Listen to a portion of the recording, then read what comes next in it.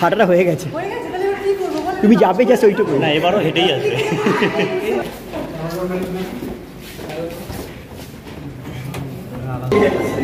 পেছা পেছা পেছা পেছা,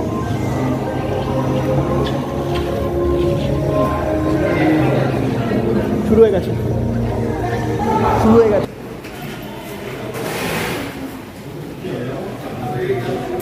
চল পেছা।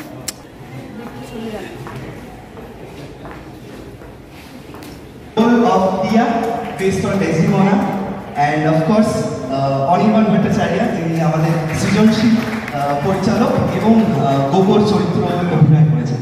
তো অনদা, ওভার টু ইউ। আমরা মনে হয় একবার ট্রেলারটা দেখে নিয়ে কথোপকথন করতে পারি। তো যে কোনো অভিনেত্রীর কাছে হ্যাঁ, খুবই লোভনীয়। মানে শেক্সপিয়ারের যে কোনো নাটকের মহিলা চরিত্র করা একটা দারুণ ব্যাপার। সেখানে আমি লেডি ম্যাকবেথ করলাম, আমি ডেসডিমোনা করলাম। তো এটা একটা মানে আমার যদি ধরো কোনো দিন কাউকে এমন একটা ধরো কোথাও গেলাম যেখানে আমাকে কেউ চেনেন না অভিনেত্রী হিসাবে, তো আমাকে জিজ্ঞাসা করা হলো যে আপনি কি করেন, আমি বলবো আমি অভিনয় করি। তো কী ধরনের অভিনয় করেছেন, কোন চরিত্রে অভিনয় করেছেন, তখন তো আমাকে নিজের একটা কথা বলতে হবে কাউকে। তখন সেখানে আমি বলতে পারবো যে আমি ডেসডিমোনা করেছি, আমি লেডি ম্যাকবেথ করেছি। তো সেইটা একটা দারুণ ব্যাপার আর কি, তো বলতেই ভালো লাগবে। আরেকবার বলবে বাবা? হ্যাঁ হ্যাঁ হ্যাঁ। কোনটা টাফেস্ট, টাফার রাদার, লেডি ম্যাকবেথ না ডেসডিমোনা? অবশ্যই লেডি ম্যাকবেথ আমার মনে হয়। মানে ডেসডিমোনা খুব নিষ্পাপ, খুব সরল। সেই নিষ্পাপ, কারণ আমরা তো এখন কেউই আর খুব বেশি সরল নেই। যত বয়স বেড়েছে আরও যেটুকু সরলতা ছিল সেটাও ধুয়ে মুছে আস্তে আস্তে সাফ হয়ে যাচ্ছে, মনটা আস্তে আস্তে কেমন যেন জটিল হয়ে যাচ্ছে। তো তো একজন ওখান থেকে হাসছিল, তাই হাসলাম, সরি। তো সেই জন্য আর কি সেই সরলতাটা ফুটিয়ে তোলাটাও একটা খুব কঠিন কাজ। কিন্তু আমার মানে যেহেতু যদি আমি গ্রাফের কথা বলি, আমাকে সবসময় ক্যারিয়ারের প্রথম থেকেই আমি যখন সিরিয়াল করেছি, পরবর্তীকালে সিনেমা, ওয়েব সিরিজ, আমি সবসময় খুব ভালো চরিত্রেই অভিনয় করেছি। মানে আমি খুব ভালো মেয়ে, প্রতিবাদী মেয়ে, আমি সবার বিপদে পাশে দাঁড়াই, উচিত কথা উচিত মানে ঠিকভাবে বলি, এইরকম একটি মানুষ।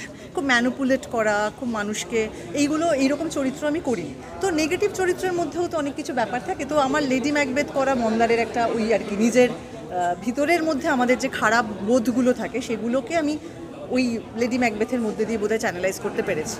তো সেই জন্য লেডি ম্যাকবেথ একটা আমার জন্য খুব ইম্পর্টেন্ট ক্যারেক্টার। আমরা ট্রেলারটা দেখলাম, খুব ইন্টেন্স দুটো ক্যারেক্টারের মধ্যে মিলন করছে, একজন বন্ধু পাশে দাঁড়িয়ে বিয়েটা দেওয়াচ্ছে, কিন্তু তারপরেই পুরো স্টোরি লাইন ঘুরছে।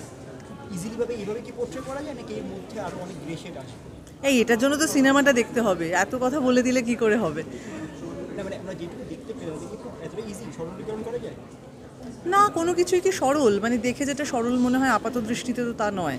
তার মধ্যে আর ওথেলোর গল্প যারা জানেন, মানে বা সবাইকে যে পড়েছেন তা নয়, মানে কিন্তু জানেন তো ওথেলোতে তো ওইটাই হচ্ছে ব্যাপার, যে একটা সম্পর্ক সেটাকে কিভাবে তার মধ্যে একটা বিবাদ ঢুকিয়ে দেওয়া যায়, তার মধ্যে একটা দেওয়াল তুলে দেওয়া যায়, সেটাই তো কাজ করেছে আর কি ইয়াগো, যে চরিত্রে অনির্বাণ কাজ করেছে। অনির্বাণের চরিত্রের নাম আমাদের এখানে গোগো অথইতে।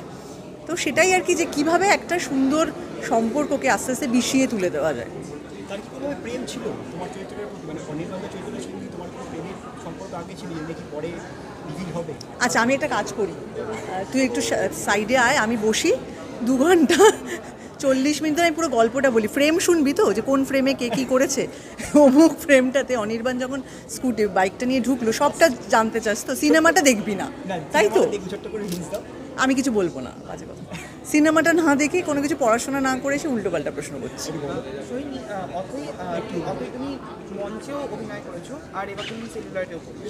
তো তোমার কোথায় মনে হয়েছে যে মার্জিনাল ডিফারেন্স কি মানে তুমি ফিল করেছো, যে মঞ্চে আর একই তো গল্প, একই ডিরেক্টর, তো মঞ্চ আর সেলুলয়েডে কি মার্জিনাল ডিফারেন্স যেটা তুমি সেটা কি ফিল করেছো?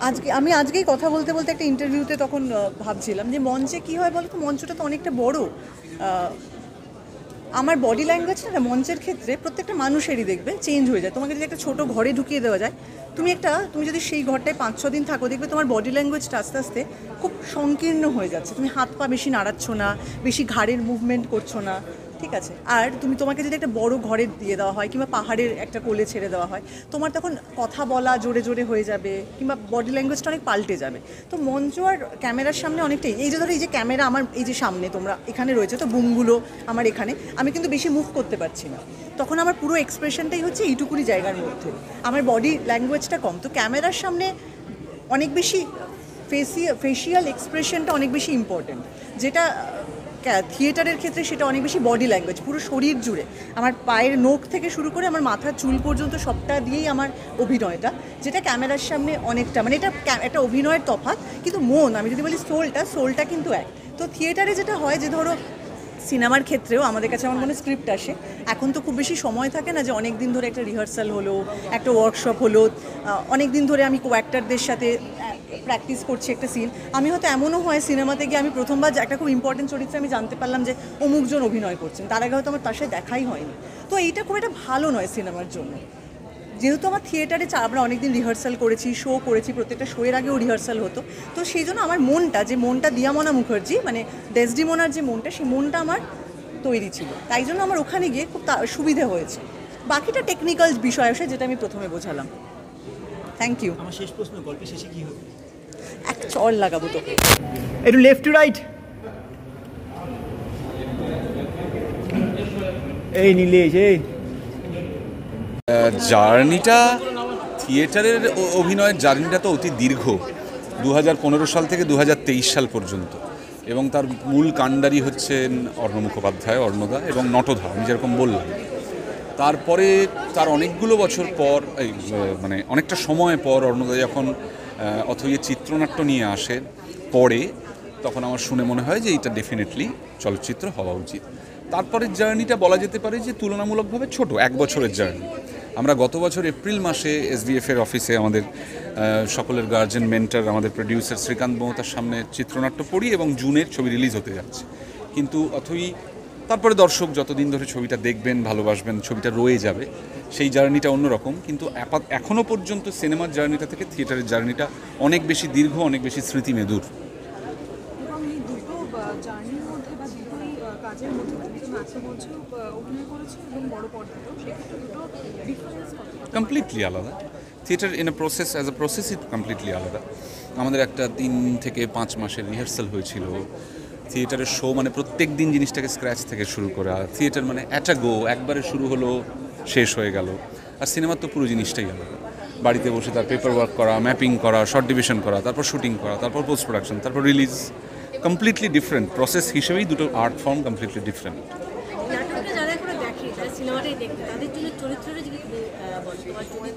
না, তারা ছবি দেখতে এলেই তো বুঝে যাবেন চরিত্রটা কি। আর চরিত্রের কথা অভিনয় করে বলা আর এমনি মাইকের সামনে বলে দেওয়া কি ভালো হবে? এত কষ্ট করে আমরা অভিনয় করি, দেখা যাক, খুব ভালো লাগবে যদি দেখেন সবাই। একটু শক্ত ছিল, অর্ণদার ক্ষেত্রেও তাই। পরিচালক, প্রথম পরিচালনা এবং এত বড় রোলে অভিনয়, কিন্তু যেহেতু একসাথে করেছি, শুধু আমি অর্ণদা নয়, অরিত্র, জয়, সৌমিক দা একসাথে করেছি বলেই জিনিসটা করা গেছে, সম্ভব করা গেছে।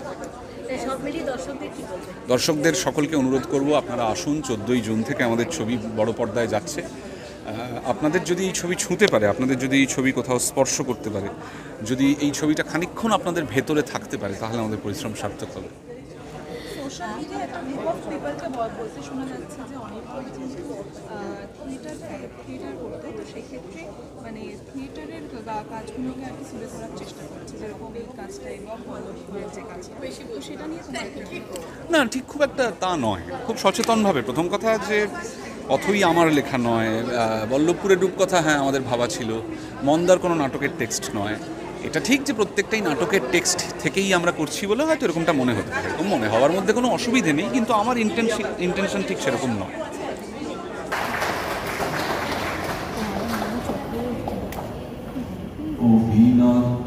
অভিনেতা বন্ধুর চরিত্র, হ্যাঁ, সবার দিকে দেখবো তো। আমরা ট্রেলারটা দেখলাম, বন্ধুর চরিত্র দেখতে পাচ্ছি, পুরোপুরি ফুল অন পজিটিভ ক্যারেক্টার হবে নাকি গ্রে শেড রয়েছে?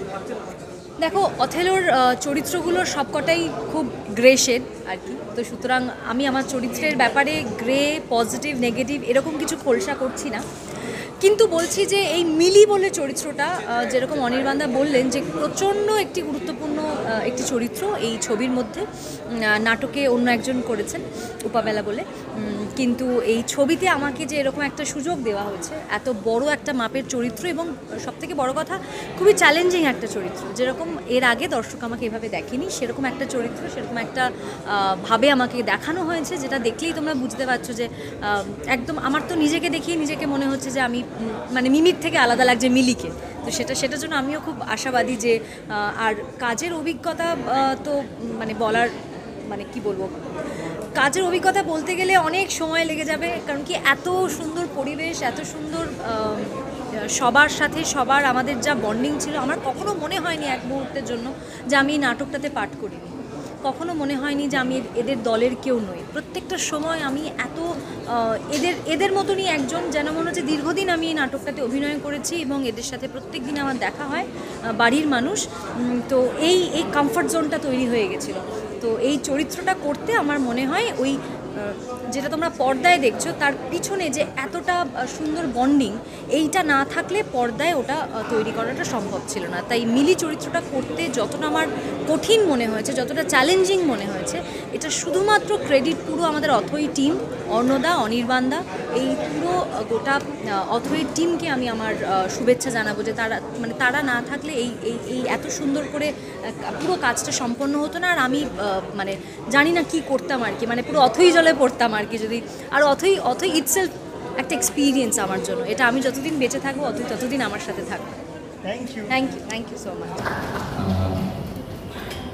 তারপরেই দেখো এই ছবিতে রাধুর চরিত্রে যে আমরা দেখলাম বন্ধুর গ্রুপের মধ্যে অনির্বাণদা বিয়েটা নেওয়া হবে, মানে তারই অন্যরকম একটা মোটিভ আমি দেখতে পাচ্ছি। তোমায় কীভাবে পাবে? তুমি সেই বন্ধুর গ্রুপের মধ্যে থেকেই কি কলকারি কিছু নাড়ছো, নাকি পুরো স্ট্রেট ফরওয়ার্ড ক্যারেক্টার?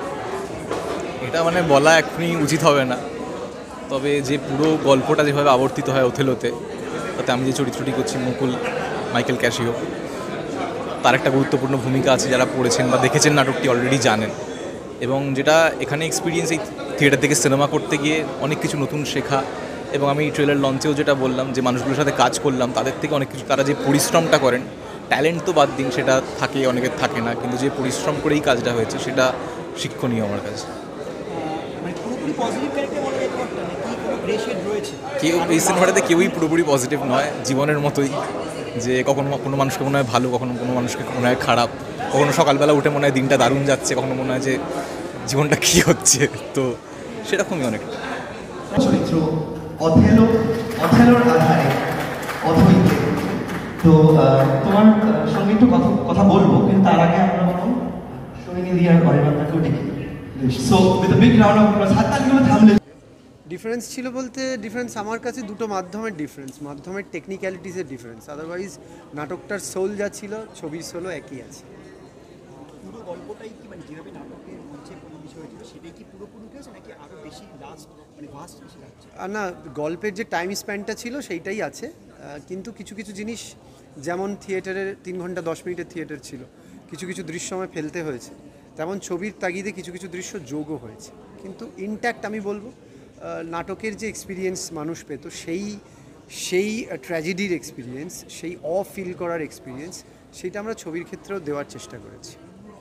সোহিনীদি এবং অনির্বাণদার জুটি আর কি খুব একটা সেরা জুটি, তো সেক্ষেত্রে এখানে তৃতীয় ব্যক্তি হিসেবে অনির্বাণদাকে সিলেক্ট করা, সেটা আর কি কতটা টাফ ছিল? না আমি না মানে আমরা থিয়েটার থেকেই শিক্ষা পেয়েছি যে দর্শক কি অ্যাকসেপ্ট করবে সেইটা একটু পরে ভাবা, আর প্রথম ভাবা হচ্ছে আমাকে অ্যাপিল করছে কিনা। আমার কাছে শেক্সপিয়ার খুবই ওথেলো অ্যাপিলিং মনে হয়েছিল বলেই নাটক করেছিলাম। চিত্রনাট্যটা তৈরি করেছিলাম, মনে হয়েছিল যে টাইমের কল, এটা ছবিতে আসা উচিত। এবার সেক্ষেত্রে অনির্বাণের একটা বড় ভূমিকা আছে, ও জোর জুগিয়েছে, বলেছিল যে হ্যাঁ এটা করা যেতে পারে। সেক্ষেত্রে কে কার জুটি, কে তৃতীয় ব্যক্তি, দর্শক কি অ্যাকসেপ্ট করবে, এগুলো আমার কাছে খুব একটা ম্যাটার করেনি। এখানেও একজন একটা ডিরেক্টর, ওখানেও একজন একটা ডিরেক্টর, সেটের পরিবেশটা কীরকম থাকে? সেটের পরিবেশ খুবই গম্ভীর ছিল আর কি, মানে এত কম সময়ে এত বেশি ম্যাটেরিয়াল আমাদের শ্যুট করতে হয়েছে, মানে সেটা you have to accept that. যদি বাংলা ছবিতে পরিচালনা করতে হয়, অভিনয় করতে হয় বা অন্যান্য কাজ করতে হয়, তোমাকে অ্যাকসেপ্ট করতে হবে আমাদের ইনফ্রাস্ট্রাকচার, সেইটা আমরা জানতাম। ফলে আমরা ছবিটা খাতায় কলমে তৈরি করে নিয়ে গেছিলাম, আমাদের মধ্যে যা ঘুষোঘুষি মারামারি বাড়িতে মিটে গেছে, আমার বাড়িতে, ওর বাড়িতে, SBF-এর অফিসে। ছবির ফ্লোরে যখন আমরা গেছি তখন আমাদের মাথায় ছবিটা পরিষ্কার, সেখানে কোনো রকম কোনো মতানৈক্য, কোনো রকম মতবিরোধ কিচ্ছু ঘটেনি।